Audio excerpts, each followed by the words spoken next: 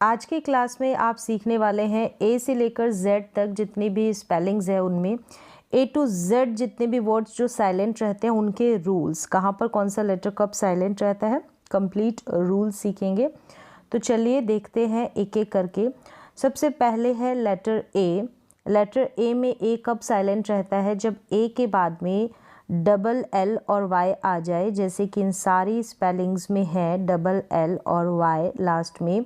यहाँ पर ए है डबल एल और वाई से पहले दिख रहा है, यानी ए के बाद में डबल एल अगर वाई आएगा तो क्या ए साइलेंट रहेगा। जैसे फिजिकली, म्यूजिकली, लॉजिकली और क्रिटिकली, इन सारे स्पेलिंग्स में है ए साइलेंट।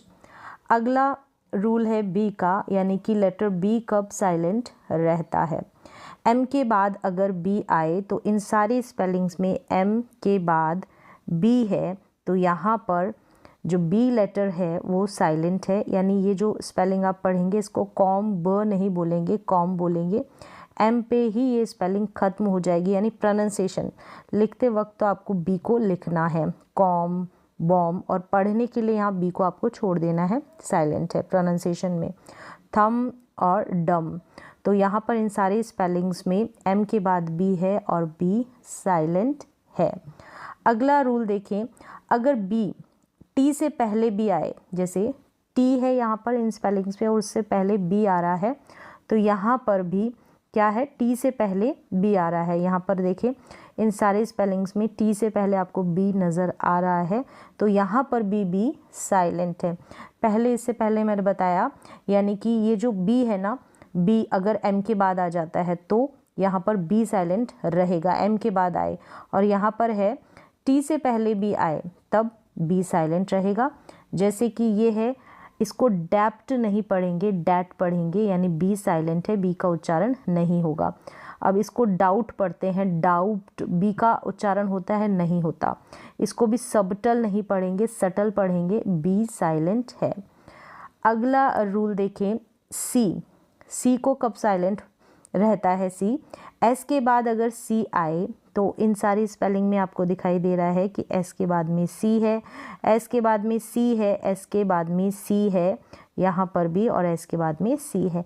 इन सारी स्पेलिंग्स में एस के बाद में सी है तो वो सी क्या है, साइलेंट है। यहाँ पर पढ़ रहे हैं सी को कब साइलेंट रखा जाता है, एस के बाद में सी आए, तो जैसे कि ये है सीन, यहाँ पर सी साइलेंट है। यहाँ पर साइंस है, साइंस में भी यहाँ पर डिसिप्लिन है, मसल्स है, सीजर्स है, इन सारी स्पेलिंग्स में एस के बाद में सी है और सी साइलेंट है। अगला रूल देखें, अगर डी जी से पहले, अब यहाँ पर डी का साइलेंट वाला रूल क्या है कि जी से पहले अगर डी आए, जी से पहले, यहाँ पर जी से पहले डी है, जी से पहले डी है, जी से पहले डी है, तो जी से पहले अगर डी आए तो डी साइलेंट रहता है। जैसे कि इसको हेडज नहीं पढ़ेंगे, यानी डी को भी आपने पढ़ दिया नहीं, हेज पढ़ेंगे। जी यहाँ पर जो डी है उसको नहीं पढ़ेंगे क्योंकि जी से पहले है, हेज पढ़ेंगे, हेज, और इसको भी एडज नहीं पढ़ेंगे, एज पढ़ेंगे, और ब्रिज को भी ब्रिज पढ़ ही रहे हैं, तो डी साइलेंट है इन सारी स्पेलिंग्स में।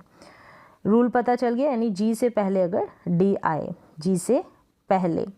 अगला रूल देखें, जी कब साइलेंट रहता है। एन से पहले अगर जी आए, एन से पहले जी, जैसे कि यहाँ पर एन से पहले जी है, इसमें भी आपको नज़र आ रहा है एन से पहले जी है, एन से पहले यहाँ पर भी और यहाँ पर भी, इन सारी स्पेलिंग्स में एन से पहले जी है तो यहाँ पर जी साइलेंट है। साइन, इसको साइन जी का उच्चारण नहीं होता है, यहाँ पर साइलेंट रहता है, तो इंग्लिश की जब स्पेलिंग लिखें उस वक्त भी आपको ये ध्यान रखना है। रिज़ाइन, डिज़ाइन, फॉरेन, तो इन सारी स्पेलिंग्स में जी क्या है, साइलेंट है। अगला रूल देखें एच का, यानी एच कब साइलेंट रहता है। ओ से पहले अगर एच आए, ओ से पहले एच, जैसे यहाँ पर इन सारी स्पेलिंग्स में देखें आप, ओ से पहले एच है, ओ से पहले एच है, यहाँ पर भी और यहाँ पर भी ओ से पहले एच है, तो यहाँ पर इन सारी स्पेलिंग्स में एच साइलेंट है।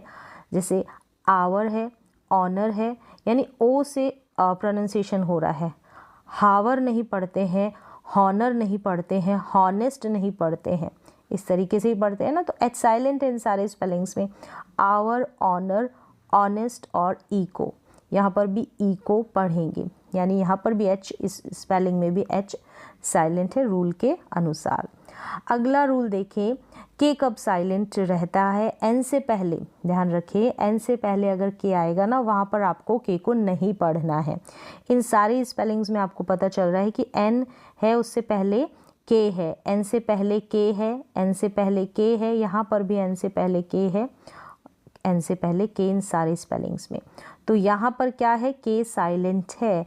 जैसे इसको किनी नहीं पढ़ते हैं, नी पढ़ते हैं इसीलिए क्योंकि के साइलेंट है। इसको भी कभी कनोन पढ़ते हुए देखा नहीं, नोन पढ़ते हैं क्योंकि के साइलेंट है। इसको भी कनॉक कभी नहीं पढ़ेंगे। अगर आपको साइलेंट कब कब रहते हैं लेटर्स उनका रूल पता हो तो नॉक पढ़ेंगे, इसको नीड पढ़ेंगे, इसको नॉलेज पढ़ेंगे, नाइफ पढ़ेंगे। तो इस तरीके से जब स्पेलिंग लिखें आप नॉलेज की, नाइफ की, तो यहाँ पर ध्यान रखें कि सबसे पहले स्टार्टिंग में के आता है और के साइलेंट रहता है, एन से पहले अगर के आए। चलिए अगले रूल की तरफ चलते हैं। यहाँ पर है एल को कब साइलेंट रखा जाता है, अगर डी, एफ, के, एम से पहले एल आ जाए। कब, डी, एफ, के, एम से पहले अगर एल आ जाए तब। यहाँ पर देखिए एल है, यानी से पहले एल आएगा ना, एल है, देखें एल, और एल के बाद में क्या है, डी है, जैसे कि यहाँ पर डी दिया है। फिर एल से पहले इसमें भी डी, इसमें भी डी। अगला देखें यहाँ पर एल के बाद में देखें एफ है, ठीक है, एल के बाद में एफ है, यहाँ पर दिया है एफ।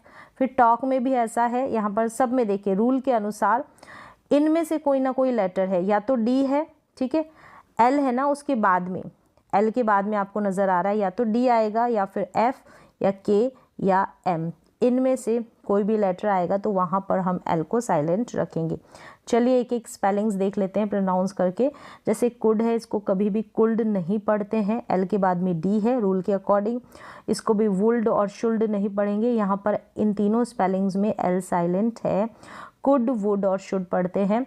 यहाँ पर देखें काफ, एल के बाद में एफ है, ठीक है, एफ से पहले माने एल को या एल के बाद में एफ है, कैसे भी माने रूल यहाँ पर लगता है। काफ है, हाफ है, ठीक है, एल के बाद में एफ है। अगला रूल देखें, रूल के अगली स्पेलिंग देखें, यहाँ पर देखें टॉक है, एल के बाद में के है, एल के बाद में के है, एल के बाद में के है, तो एल क्या है, साइलेंट है। इसको टॉल्क कभी नहीं पढ़ते, वॉल्क या चॉल्क नहीं पढ़ते हैं, तो आपको पता चल गया एल यहाँ पर साइलेंट है।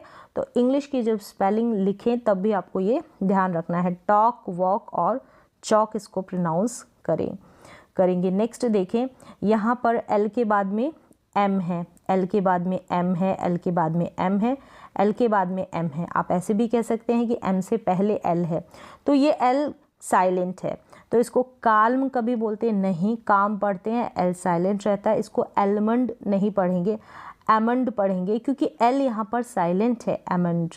बाम, इसको भी बाल्म कभी पढ़ते नहीं, बाम, और इसको पाल्म नहीं पढ़ेंगे, पाम। तो यहाँ इन सारी स्पेलिंग्स में एल साइलेंट है। एल के बाद में एम समझे या एम से पहले आप एल माने, तो रूल के अकॉर्डिंग यहाँ पर एल जो है वो साइलेंट है। चलिए अगला रूल देखें, यहाँ पर भी एन को साइलेंट रखने का रूल क्या है, एम और एन दोनों साथ में आए जैसे इनमें दे रखा है, तो यहाँ पर एन साइलेंट है। यहाँ कॉलम पढ़ेंगे, कॉलम और न का साउंड आता है नहीं, ऑटम न नहीं आता ना, ऑटम और कॉलम में ऐसा होता है कि दोनों साथ में है, एम और एन। एन यहाँ पर साइलेंट है, एन का उच्चारण नहीं होता, ठीक है, एन का। फिर यहाँ पर देखिए पी साइलेंट रहता है, ठीक है, यानी पी है ना, एस से पहले आ जाए, यहाँ पर एस है उससे पहले आपको नज़र आ रहा है पी आ रहा है, तो पी साइलेंट है, जैसे कि साइकोलॉजी में होता है। इस स्पेलिंग में आपको दिख रहा है एस से पहले पी है, तो लिखते वक्त भी इसकी जब स्पेलिंग लिखें तब पी आपको स्टार्टिंग में रखना है।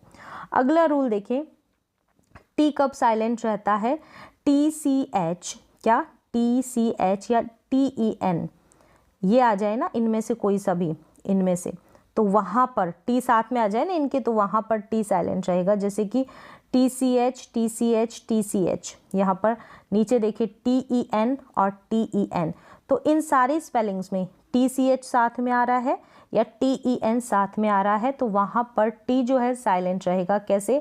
जैसे ये मैच पढ़ा जा रहा है, कैच पढ़ा जा रहा है, T का उच्चारण नहीं हो रहा, CH को च पढ़ रहे हैं लेकिन T प्रोनाउंस हो रहा है, नहीं। मैच है, कैच है, बैच है, ऑफन, तो ये ऑफन, इसको ऑफ्टन भी पढ़ा जाता है। तो ऑफ्टन भी पढ़े तो भी वो गलत नहीं होता। तो ऑफन, ये लिसन, तो यहाँ पर क्या है? T साइलेंट है। तो इस तरीके से इन सारे स्पेलिंग्स में आप देख रहे हैं कि T साइलेंट रखा है क्योंकि T जो है CH के साथ है या फिर TEN के साथ है। अगला रूल देखें, U कब साइलेंट रहता है? U के बाद में एक और वोवल आ जाता है ना तब। जैसे कैसे? जैसे यहाँ पर इन स्पेलिंग्स में देखें, U के बाद में I है, एक और वोवल है ना, I भी वोवल है यानी कि स्वर है, व्यंजन नहीं है। तो यहाँ पर U के बाद में A है। क्या है? U के बाद में A। यहाँ पर भी देखें U के बाद में I है, यहाँ पर U के बाद में I है। तो इन सारे स्पेलिंग में U के बाद में एक और वोवल आया, कोई सा भी हो सकता है, तो वहाँ पर U क्या है? साइलेंट है। U का उच्चारण नहीं होगा। जैसे इसको पढ़ा बिस्किट, गार्ड, गिटार और गिल्ड। तो इस तरीके से यहाँ पर इन सारे स्पेलिंग्स में U क्या है? साइलेंट है। अगला रूल देखें, W कब साइलेंट रहता है? S के बाद। जैसे देखिए S के बाद कैसे? ये जो W है, S है उसके बाद है, यहाँ पर भी S है उसके बाद W है। तो इन स्पेलिंग से आपको रूल क्लियर हो जाएगा। S के बाद में W है और W यहाँ पर साइलेंट है। कभी भी आप इस स्पेलिंग को पढ़ेंगे, इसको स्वॉर्ड नहीं पढ़ेंगे, सॉर्ड पढ़ा जाएगा यानी कि तलवार, सॉर्ड। अब इसको भी आंसवर नहीं, क्योंकि W यहाँ पर साइलेंट रहता है तो आंसर पढ़ेंगे। W को आप प्रोनाउंस नहीं करेंगे, आंसर। बस आपको इंग्लिश की स्पेलिंग को लिखते वक्त ध्यान रखना है। तो सॉर्ड पढ़ा और आंसर पढ़ा, ठीक है। आंसर का मतलब उत्तर होता है, सॉर्ड का मतलब तलवार होता है। अगला रूल देखें यहाँ पर W का ही। W है ना, R से पहले आ जाए। यहाँ पर देखें R से पहले, चाहे तो R से पहले या मान ले कि W के बाद R आ रहा है, तो दोनों साथ में ही आ रहे हैं। तो R से पहले W है, R से पहले W है, यहाँ पर भी R से पहले, यहाँ पर भी, यहाँ पर भी R से पहले W है और W यहाँ पर साइलेंट रहेगा। तो जब भी आपके सामने ये स्पेलिंग्स नज़र आती है वहाँ पर आप W को नहीं पढ़ते होंगे। क्यों नहीं पढ़ते? रूल यही है, W R के साथ आ रहा है, R से पहले आ रहा है तो W साइलेंट रहेगा। तो इंग्लिश की जब भी स्पेलिंग लिखें तब भी आपको रिस्ट की स्पेलिंग लिख रहे हैं तो अब W से स्टार्ट करें, RIST रिस्ट करके कंप्लीट ना कर दे। रिंकल की स्पेलिंग लिखेंगे तो W से शुरू होगी, लेकिन W बोलते वक्त साइलेंट रहेगा। रैप, रॉन्ग, राइट, तो इन सारे स्पेलिंग्स में आप देख रहे हैं जो W है वो साइलेंट है। तो राइट की स्पेलिंग भी इसी तरीके से राइट ही लिखें। रॉन्ग की स्पेलिंग भी आप सही ही लिखें, RONG ना लिखें, W आपको स्टार्टिंग में लिखना है।